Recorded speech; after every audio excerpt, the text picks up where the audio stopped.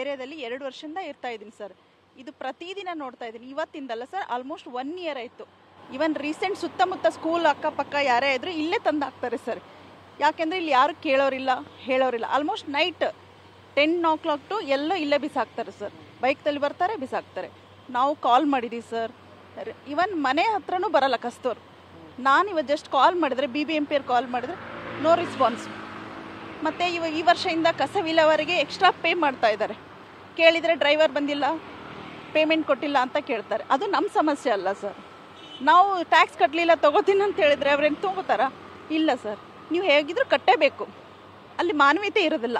But ಇದಕ್ಕೆ ಚಿಕ್ಕ ಮಕ್ಕಳು ಇರ್ತಾರೆ ಸರ್, ಹೇಗೆ ಇದು ಮಾಡೋಕ್ಕಾಗುತ್ತೆ? ಸ್ಮೆಲ್ಲು ಸರ್, ಪಾರ್ಕಿಂಗ್ ಇಲ್ಲ ನೋಡಿ, ಹೇಗೆ ಮಾಡೋಕ್ಕಾಗುತ್ತೆ? ಸಮಸ್ಯೆ ಇದ್ದರೆ ಸಾಲ್ವ್ ಮಾಡಬೇಕು. ಸಮಸ್ಯೆನೇ ದೊಡ್ಡ ಸಮಸ್ಯೆ ಆಗಿ ಇಟ್ಕೊಂಡ್ರೆ ಎಲ್ಲರಿಗೂ ಪ್ರಾಬ್ಲಮ್. ಹೇಳಿ ಸರ್ ನಮಸ್ತೆ.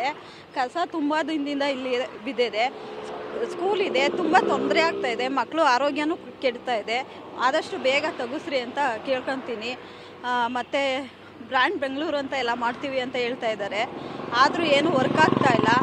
ಜನ ಇದು ಕಸಿನವರು ದುಡ್ಡಿಸ್ಕೊಳ್ತಾರೆ.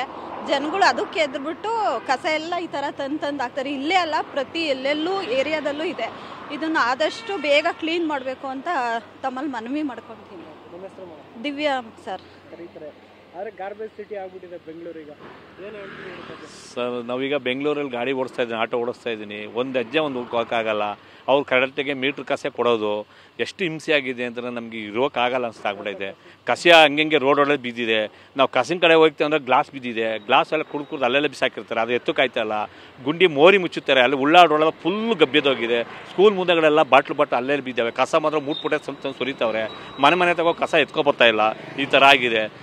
ಗ್ರಾಮ್ ಬೆಂಗಳೂರು, ಗ್ರೌಂಡ್ ಬೆಂಗಳೂರು ಅಂತಾರೆ, ಏನಾಗಿದೆ ಕಸಕ್ಕೆ ಬೆಂಗಳೂರು ಆಗೋಗಿದೆ ನೋಡಿ. ಆದಷ್ಟು ನಮಸ್ಕಾರ, ಕೈ ಮುಗಿತೀನಿ, ಅದನ್ನು ಕ್ಲಿಯರ್ ಮಾಡಿಕೊಡಿ. ನಮಸ್ತೆ. ಮರಿಗೌಡ.